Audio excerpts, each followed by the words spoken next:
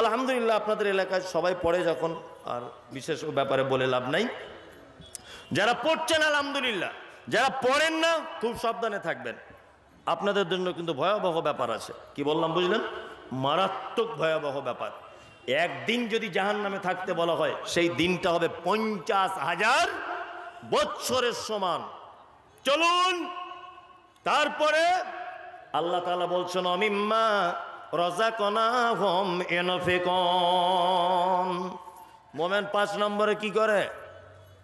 দান করে। মোমেন কি করে? দান করে।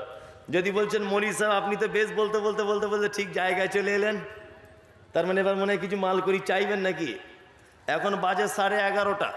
আমি কিছু চাইবার জন্য আপনার কাছে বলছি না, তবে এতটুকু জিনিস আপনাকে বলি, মোমেনের 5 নম্বরের গুণ ইউনফিকুন। তাকে যে রুজি দেওয়া হয়েছে সে তার থেকে কি করবে? আল্লাহর রাস্তায় খরচা করবে। আচ্ছা, একটা চমৎকার হাদিস এবার আপনাদেরকে বলি। আচ্ছা, নবীজিকে কেউ দেখেছেন আপনারা? কেউ দেখেননি? কেউ দেখেনি। আমিও মমতাজুল ইসলাম দেখিনি। আচ্ছা, একটা হাদিস বলবো, এই কারণে বলছি, কিয়ামতের দিনে যেন একটু দেখা হয়, এইরকম ইচ্ছা আছে কার? হ্যাঁ, সবার না? একটু হাতটা তুলুন না, ঘুমাচ্ছেন কিনা দেখি। সবার ইচ্ছা আছে না যেন কিয়ামতের দিনে দেখা হয়। আসলে ঘটনা ওটা নয়, ভ্যাক না করলে ভিক মেলে না। কি বললাম বুঝলেন না? কিছু লোক দেখবেন রাস্তাঘাটে এমনিতে বলছে, মা দুটো ভিক্ষা দে না, বাপ দুটো দে না, ওকে কেউ দেয় না। আর কিছু লোক চালাকি করে খেজুরের গুড় তলাতে নিয়ে উপরে ব্যান্ডেজ করে রেখেছে, এইভাবে রেখেছে, আর মাছি পো পো করে উঠছে। আর কিছু বোকা লোক তারা ভাবছে মনে হয় টাটকা অ্যাক্সিডেন্ট হয়েছে। অনেক রুগী এরকম আমি নিজের চোখে দেখেছি। কিনলাম বুঝলেন না? ওই ধুলিয়ান ডাক বাংলাতে একজনা বাসে উঠে ভিক্ষা করে। তা আমি জলসা করছি আজকে মনে হয় 10 বছর হবে, তাই 10 বছর দেখছি ওর পায়ে ওই ব্যান্ডেজ লাগানো, আর ওই যে টাটকা ব্যান্ডেজ, মানে ওর জীবনে ঘা ভালো হয় না, বুঝলেন তো? আমি একদিন ওকে বাস থেকে নেমেছে, আর আমাকে যে টাকা চাইছে, আমি ওর হাতটা ধরেছি, আমি ভাই এদিকে আয় তো, তোকে 5,000 টাকা দেবো, আজকে আমি একটা জিনিস দেখবো। তো বলছি কি? আমি যে তোমার পায়ে কতটা কাটা আছে, চলো দেখিন আমার গাড়িতে ওঠো, তোমাকে এই অন্য কোনো গাড়ি ভাড়া করে তোমার পিজিতে নিয়ে যাব কলকাতায়। তো বলছে কেন মৌলী সাহেব? চলুন। সাইডের দিকে নিয়ে আমি বলছি পাটা খোল, তো চামড়া তুলে দেবো, আজকে 10 বছর দেখছি তোর পায়ে এরকম। ও আস্তে আস্তে করে চামড়াটা খোলার আগে বলছে মৌলী সাহেব হালকা একটু গুড় লাগিয়ে লি। কি হইলেন? বলছে একটু গুড় দিয়ে দিই, তাহলে লোক বুঝতে পারে টাটকা অ্যাক্সিডেন্ট হয়েছে। কি বললাম বুঝলেন? তা কত যে চিটিংবাজি চলছে, চলছে কি চলছে না? এই গ্রামটার নাম কি? কি? বাঁকাডুমুরিয়া। হ্যাঁ, বাঁকাডুমুরিয়া বলতে গেলেও জিভ ভাঙবে না, বাঁকাডুমুরিয়া। যাই হোক, ডুমুরিয়ায় বলছি আর কি, বুঝে নেন। এখন ডুমুরিয়ার একটা ছেলে এই গ্রামে প্রতিদিন ভিক্ষা করে, প্রত্যেক দিন। তার চাল হয় 1.5 কেজি 2 কেজি করে, প্রতিদিন করে তো 1.5-2 কেজি হয়। আর ওই রসা খাওয়ার ওখান থেকে একটা মেয়ে এই গ্রামে ভিক্ষা করতে আসে, তার চাল হয় প্রতিদিন 7 কিলো 8 কিলো। গ্রামের ছেলেটা ডুমুরিয়ার ভাবছে যে আমি গ্রামের ছেলে, আমার চাল দেয় না কেউ, আর ও রসা খাওয়া থেকে আসে, ওর এত চাল হয় কি করে? নিশ্চয় ভিক্ষা করার কোনো ক্যাপাসিটি আছে, তাছাড়া ওর এত চাল হচ্ছে কি করে? ছেলেটা খুব চালাক, প্রতিবন্ধী ছেলে।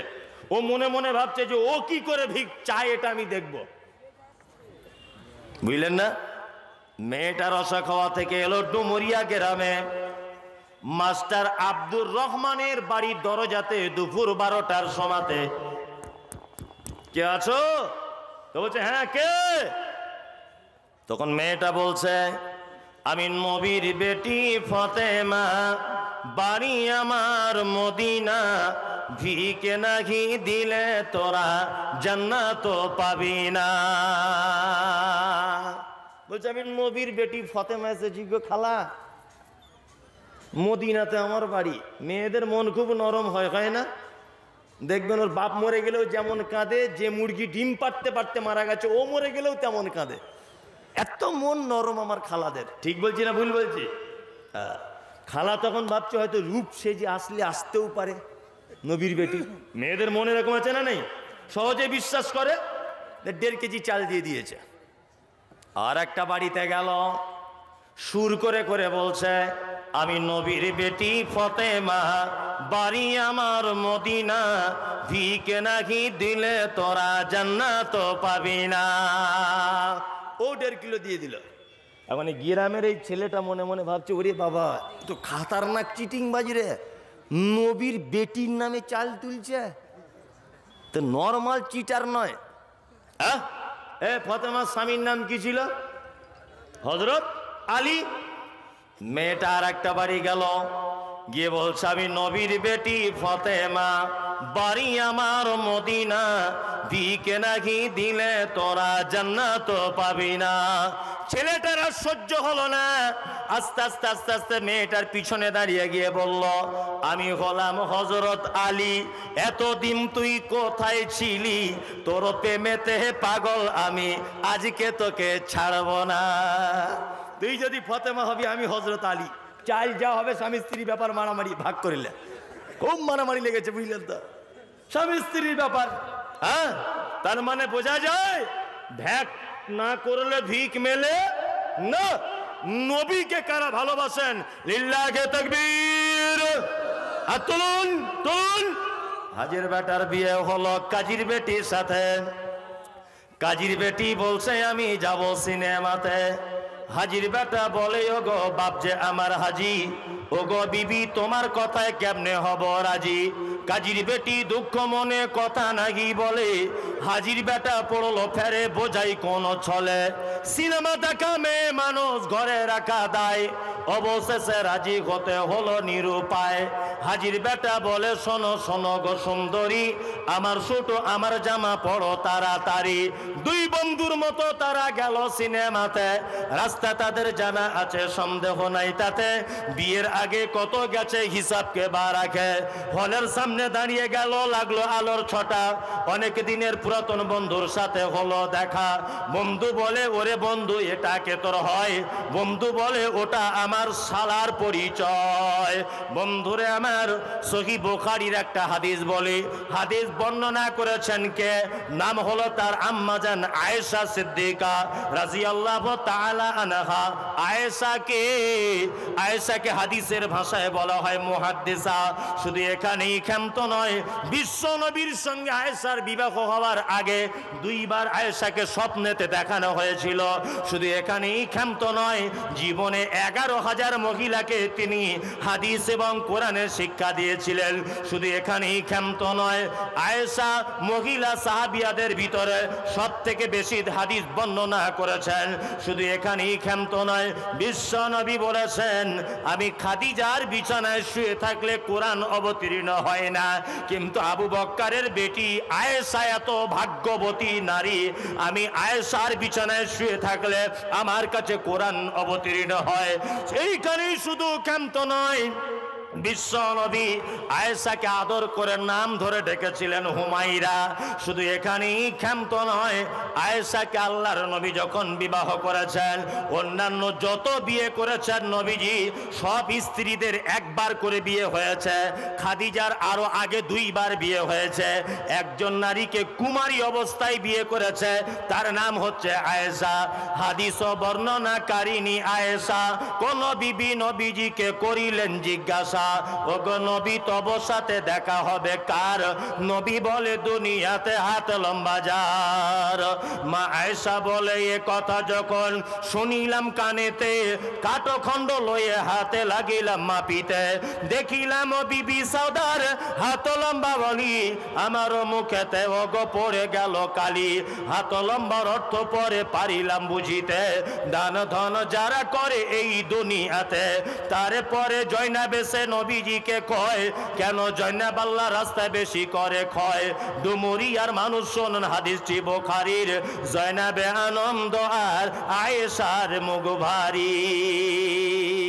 আম্মাজান আয়েশা আল্লাহর নবীকে বলছেন, আল্লাহর নবী, কিয়ামতের দিনে আপনার সঙ্গে প্রথমে কার দেখা হবে বলুন তো? আল্লাহর নবী বলছেন, আয়েশা, ওই লোকের সাথে আমার প্রথমে দেখা হবে যে লোকের হাত লম্বা। আয়েশা ব্যাপারটা বুঝতে পারলেন না, অল্প বয়সের মেয়ে একটা কাঠের লাঠি নিয়ে বিশ্বনবীর অন্যান্য বিবিদের হাতগুলো মাপতে শুরু করে দিলেন। দেখা গেল বিবি সাউদার হাত লম্বা হয়েছে। আম্মা জান আয়েশা কাঁদো কাঁদো কণ্ঠে বলছেন, ইয়া রাসূলুল্লাহ গে, তাহলে আমি আয়েশা আপনার সঙ্গে কি আমার আর দেখা হবে না? বিশ্বনবী বলছেন, আয়েশা রে,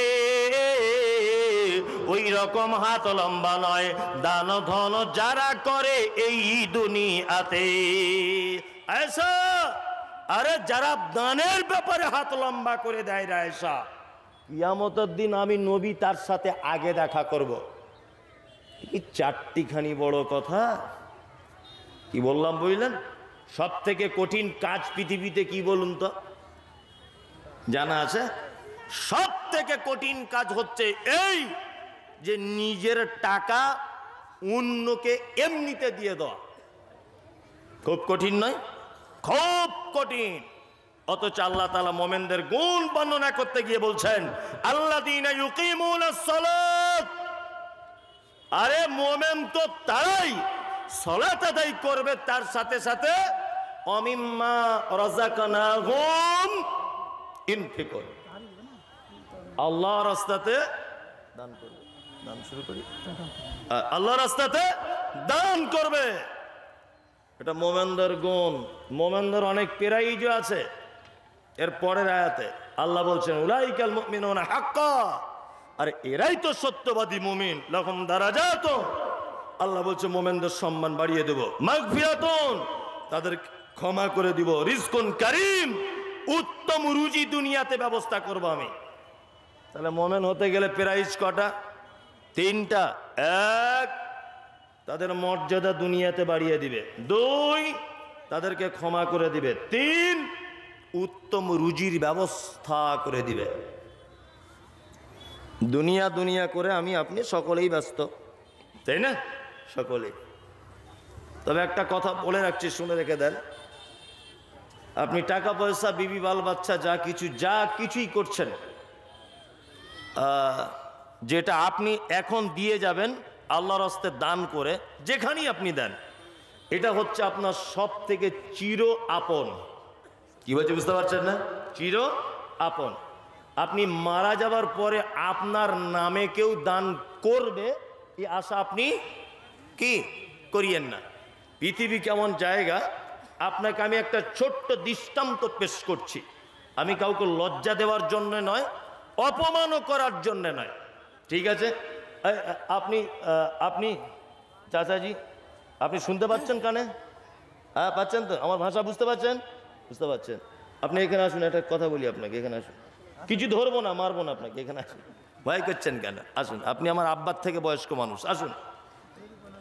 আল্লাহর কসম বলছি, জরিমানা নয়, লোকটাকে অপমান নয়, একদম। আর উনি যেন অপমান না ভাবেন, আমি একটা শিক্ষা আপনাদেরকে দিচ্ছি, শুধু একটা উপদেশ এই লোকটাকে দিয়ে আপনাকে একটা দিচ্ছি, ধরে না। আর আপনি চাচাজি কিছু মনে করিয়েন না, একদম কিছু মনে করবেন না। আল্লাহর কসম, আমি আপনাকে অপমান করার জন্য ডাকিনি। কি নাম আপনার? আফজাল হোসেন। আপনার বয়স কত? মোটামুটি ৭০। আপনার আব্বা বেঁচে আছে? আপনার আব্বা বেঁচে আছে? কত বছর আগে মারা গেছে? 15-16 বছর।